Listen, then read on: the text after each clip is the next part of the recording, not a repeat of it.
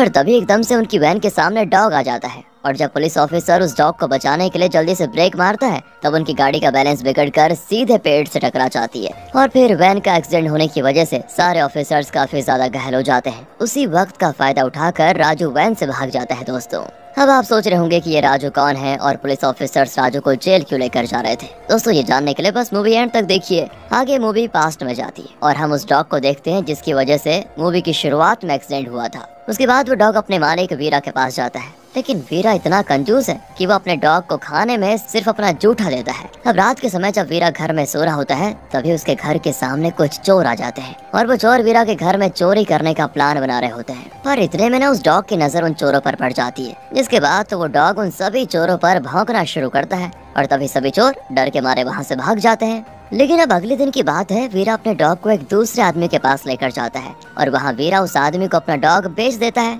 उसके बाद आदमी उस डॉग के साथ ढाबे में जाता है और ढाबे में वो आदमी खाना खाता है, साथ ही साथ उस डॉग को भी खाना खिला रहा होता है और तभी वो देखता है कि वो डॉग ढाबा का सारा खाना खाकर खत्म कर देता है। जिसके बाद वो आदमी डॉग को ये कहकर भगा देता है कि अगर मैं तुझे अपने घर पर लेकर गया ना तो तू तो सब कुछ खा जाएगा। दोस्तों डॉग काफी निराश होकर गांव-गांव भटक रहा होता है। तभी हम कुछ गांव वालों को पहाड़ की ओर जाते हुए देखते हैं, साथ ही साथ हम राजू को भी भागते हुए देखते हैं और ये सभी इसीलिए पहाड़ की ओर भाग रहे हैं क्योंकि उनको एक खबर मिली थी कि एक कीमती डायमंड पहाड़ पर गुम हो चुका है और इसी वजह से सारे गांव वाले उस डायमंड को ढूंढने के लिए जा रहे होते हैं। अब गाँव के सभी लोग उस डायमंड को ढूंढने में लगे होते हैं। काफी समय ढूंढने के बाद भी गाँव वालों को वो डायमंड मिल नहीं रहा होता है। तभी राजू की उस डायमंड पर नजर पड़ती है। राजू भागते हुए उस डायमंड को लेकर जा ही रहा होता है, लेकिन इतने में सोमू नाम का एक आदमी राजू को डायमंड के पास जाते हुए देख लेता है। अब इसके बाद सोमू भागते हुए राजू के पास जाता है। राजू को धक्का देकर सोमू वो डायमंड खुद अपने पास रख लेता है। यहाँ तक कि दोस्तों दोनों में उस डायमंड को लेकर काफी लड़ाई भी होती है। तब गांव वाले राजू और सोमू को शांत करवाते हैं, पर आखिर में सोमू वो डायमंड राजू को नहीं देता और फिर गुस्से में राजू भी कह देता है कि मैं तुम्हें जिंदा नहीं छोड़ूंगा। इतना कहकर वो चला जाता है। अगले दिन की बात है, पुलिस ऑफिसर्स को नदी के पास सोमू की लाश मिलती है और हम ऐसा ही सन्यासी को देखते हैं और सन्यासी ये सोच रहा होता है कि आखिर किसने राजू को जान से मारा। तभी वहाँ पर कुछ गांव वाले सन्यासी को बताते हैं कि हाल ही में राजू और सोमू की लड़ाई हुई थी और लड़ाई में राजू ने सोमू को जान से मारने की धमकी दी थी। ये सुनने के बाद तो सन्यासी अपने ऑफिसर से कहता है कि उस राजू के साथ मेरी पर्सनल दुश्मनी भी है और अब मैं उसको छोड़ूंगा नहीं। दोस्तों आप सोच रहे होंगे कि राजू और सन्यासी के बीच आखिर क्या दुश्मनी है।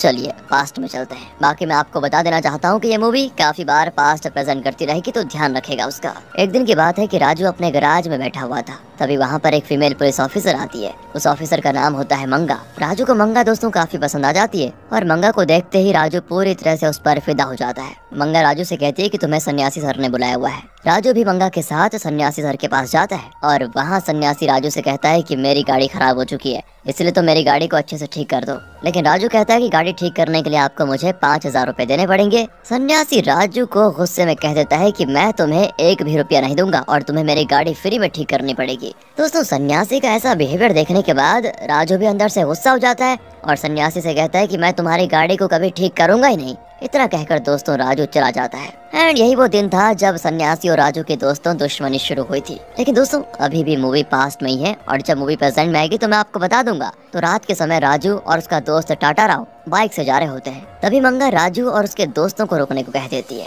इसके बाद राजू से वो कहती है कि तुमने हेलमेट क्यों नहीं पहना और कानून तोड़ने की वजह से तुम्हें फाइन भरना पड़ेगा। फिर दोस्तों मंगा राजू को फाइन देने के लिए एक पुलिस ऑफिसर के पास लेकर जाती है और राजू उस पुलिस ऑफिसर को पहले से जानता था। फिर वो ऑफिसर राजू को देखने के बाद मंगा से कहता है राजू मेरा दोस्त है और इसीलिए तुम उसको जाने दो। मंगा भी राजू को छोड़ देती है। गाँव में अगले दिन कुश्ती का मौका चल रहा होता है और उसी कुश्ती में राजू ने भी पार्टिसिपेट किया था। साथ ही साथ गाँव में सभी लोग कुश्ती देखने आए थे।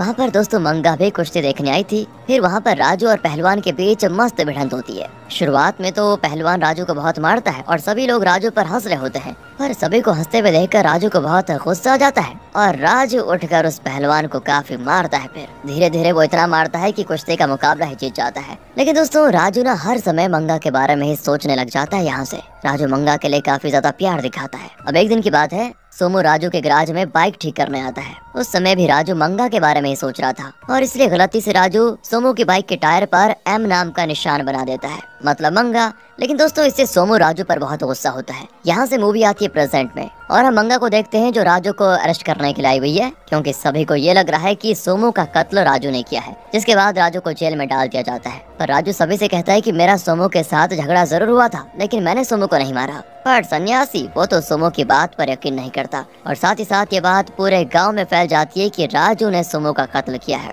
कुछ समय के बाद एक लॉयर राजू को जेल से बाहर निकालता है और दोस्तों अब राजू को अपनी निर्दोषी साबित करने के लिए कुछ दिन दिए जाते हैं और अगर राजू ने कुछ दिनों के अंदर निर्दोषी को साबित नहीं किया तो उसको हमेशा के लिए जेल में डाल दिया जाएगा। लेकिन सन्यासी को अभी भी राजू पर शक है और इसीलिए सन्यासी अपने एक ऑफिसर को राजू पर नजर रखने के लिए कह देता है। अब राजू देखता है कि गांव में कुछ लोग आपस में बात कर रहे हैं कि राजू ने सोमू को मारा। ये सुनकर राजू को उन लोगों पर काफी गुस्सा भी आता है कि बेवजह फालतू की बातें कर रहे हैं बिना जाने वो भी। राजू उन लोगों से कह देता है कि मैं सबको साबित करके दिखा दूंगा कि मैं निर्दोष हूँ, मैंने सोमू को नहीं मारा।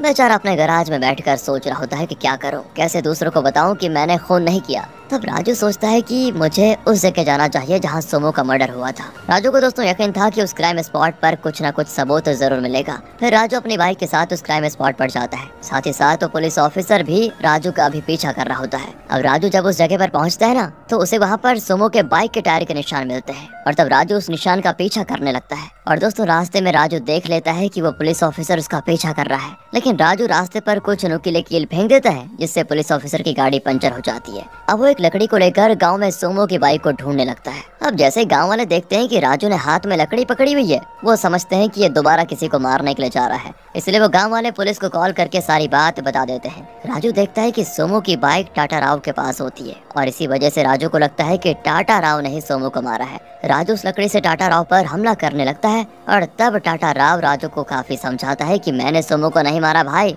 मैं उसको क्यों मारूंगा। लेकिन वो उसकी एक नहीं सुनता और उसको मारने की पूरी कोशिश करता है। तभी वो गांव वाले राजू को रोक लेते हैं और इतने में पुलिस भी वहां पर आ जाती है। इसके बाद सन्यासी राजू से पूछता है कि तुम टाटा राव के पीछे क्यों पड़े हुए हो। राजू उसे बताता है कि मुझे टाटा राव के पास सोमू की बाइक मिली है और इससे साबित होता है कि टाटा राव ने ही सोमू को मारा है। दोस्तों यहाँ से राजू जल्दी से टाटा राव की गर्लफ्रेंड संतोषी के पास आता है। वहाँ राजू संतोषी को बताता है कि टाटा राव ने सोमू का खून कर दिया है और अगर तुम्हें टाटा राव मिल जाए तो मुझे जल्दी से कॉल करके बता देना। एंड दोस्तों ये इसीलिए कह रहा है क्योंकि टाटा राव वहाँ से फरार हो गया था। और दोस्तों आप ये भी सोच रहे होंगे कि टाटा राव के पास सोमू की बाइक आई कैसे, तो मूवी वापस से पास्ट में जाती है। एक दिन टाटा राव संतोषी को कॉलेज में देखता है और संतोषी को देखते ही वो उसे पूरी तरह से प्यार में हो जाता है। वो तो उसके सामने सीधे जाकर प्रपोज भी कर देता है, लेकिन संतोषी टाटा राव के प्रपोजल को रिजेक्ट कर देती है। लेकिन यहाँ से दोस्तों टाटा राव हर दिन संतोषी का पीछा करके उसको आई लव यू कहता था। तब एक दिन की बात है कि संतोषी टाटा राव के प्रपोजल को एक्सेप्ट कर लेती है और संतोषी भी टाटा राव से प्यार करने लगती है।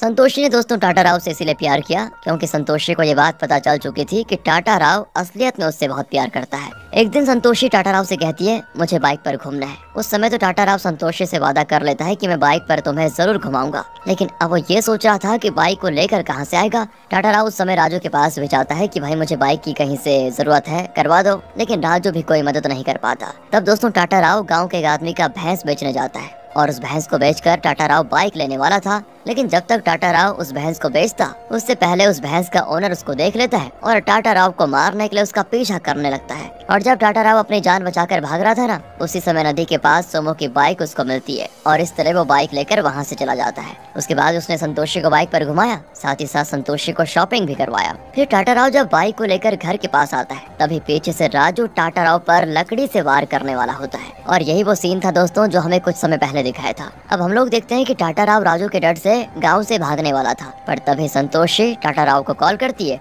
और कहती है कि तुम एक खूनी हो इसलिए मैं तुम्हारे साथ नहीं रह सकती। ये सुनते ही टाटा राव संतोषी से मिलने चाहता है और कहता है मैंने किसी का खून नहीं किया। दोस्तों मूवी यहाँ से प्रेजेंट में आती है और टाटा राव राजू से कहता है कि मैंने सोमू को नहीं मारा है, मुझे बस सोमू की बाइक नदी के पास मिली थी। फिर राजू और टाटा राव को सोमू की बाइक पर एक जैकेट मिलता है और जैकेट के अंदर राजू का फोटो होता है और राजू की फोटो के पीछे किल हिम लिखा था दोस्तों, जिससे हमको पता चलता है कि कोई आदमी राजू को मारने वाला है। और साथ ही साथ राजू भी ये देखकर काफी शॉक हो जाता है। अब देखते हैं कि टाटा राव कहीं पर जा रहा होता है कि तभी गटेलू नाम का एक आदमी टाटा राव पर पीछे से हमला कर देता है और गटेलू टाटा राव को मारकर बेहोश कर देता है। वो भी वापस से पास्ट में जाती है और हम गटेलू को देखते हैं और गटेलू एक सीक्रेट किलर है दोस्तों। लेकिन गटेलू का निशाना इतना खराब होता है कि वो हमेशा अपने टारगेट को मिस कर देता था और साथ ही साथ गटेलू को भूलने की भी प्रॉब्लम्स थी। इसी वजह से गटेलू हमेशा अपना मकसद को भूल जाता था। अब एक दिन गटेलू की गर्लफ्रेंड वामी उससे कहती है, अगर तुमने जल्दी बहुत सारे पैसे नहीं कमाए तो मैं तुम्हें हमेशा छोड़ कर चले जाऊंगी।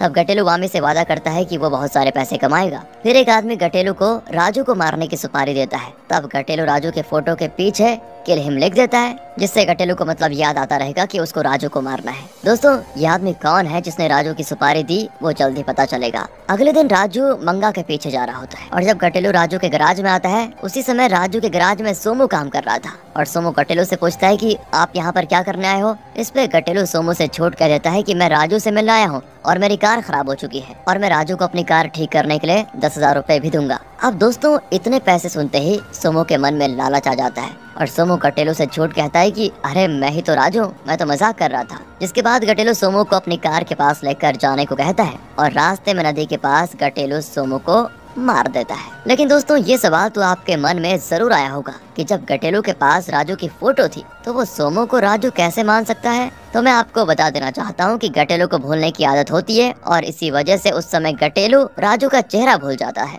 और जब सोमू गटेलू से झूठ कहता है कि मैं ही राजू हूँ तो गटेलू उसकी बात मान लेता है। तो दोस्तों, अब तो आपको पता चल गया होगा कि सोमू को किसने मारा। और जब गटेलू सोमू को मारने के बाद जा ही रहा होता है, तभी वहाँ पर टाटा राव आ जाता है और सोमू की बाइक को लेकर निकल जाता है। ये सीन भी हम देख चुके थे। और जब टाटा राव सोमू की बाइक लेकर जा रहा था, तभी गटेलू टाटा राव का वीडियो निकाल लेता है और गटेलू उस आदमी को जाकर कह देता है कि मैंने राजू को मार डाला। जिसके बाद वो आदमी को न्यूज पर देखने पर पता चलता है कि गटेलू ने राजू के बदले सोमू को मार डाला है। तो बाद में गटेलू पर काफी गुस्सा करता है और कहता है, अगर तुमने राजू को नहीं मारा तो मैं तुमको मार डालूंगा। यहाँ से गटेलू राजू का पीछा करने लगता है और गटेलू राजू को पत्थर से मारने की कोशिश भी करता है, लेकिन राजू उसके वार से बच जाता है। दोस्तों, अब गटेलू राजू के पीछे जा रहा था कि तभी गटेलू टाटा राव से टकरा जाता है और होता यह है कि टाटा राव से टकराने की वजह से गटेलू राजू का चेहरा भूल जाता है और काफी याद करने के बाद भी गटेलू को राजू का चेहरा याद नहीं आ रहा था। तब गटेलू टाटा राव के सर पर पत्थर मारकर उसे बेहोश कर देता है। मूवी यहाँ से प्रेजेंट में आती है और गटेलू टाटा राव को किडनैप करके अपने अड्डे पर लेकर आता है। वहाँ गटेलू टाटा राव से पूछता है कि तुमने मेरा जैकेट कहाँ पर रखा हुआ है। दोस्तों, गटेलू ये सवाल टाटा राव से इसीलिए पूछता है क्योंकि टाटा राव ने सोमू की बाइक के साथ साथ गटेलू का जैकेट भी ले लिया था जो बाइक पे था उस समय, और उस जैकेट के अंदर राजू की फोटो थी और उसी फोटो के जरिए गटेलू राजू को पहचान सकता था। पर दोस्तों, यहाँ पर टाटा राव गटेलू को चकमा देकर भाग जाता है। अब हम सन्यासी को देखते हैं और सन्यासी अपनी टीम से कहता है कि राजू को दिया गया वक्त अब खत्म हो चुका है और इसीलिए हमें राजू को अरेस्ट करना पड़ेगा। राजू कहीं जा ही रहा होता है कि तभी कुछ गुंडे उसका पीछा करने लगते हैं। राजू उन गुंडों को मारकर वहाँ से भागने लगता है, पर तभी राजू के सामने पुलिस आ जाती है। पुलिस राजू से कहती है कि तुम्हें हमारे साथ चलना ही पड़ेगा। इस पर राजू पुलिस से कहता है कि मैं अपनी बेगुनाही साबित करने तक जेल नहीं जाऊंगा और इतना कहकर राजू वहाँ से दोस्तों भाग जाता है। राजू भागते हुए संतोषी के पास आता है। संतोषी राजू को अपने एरिया के सभी सीसीटीवी फुटेजेस दिखाती है। फुटेजेस में राजू को वही आदमी दिखता है जिसने राजू को मारने की सुपारी दी थी और ये आदमी का नाम राजा होता है। लेकिन जब तक राजू उस आदमी के पास जाता,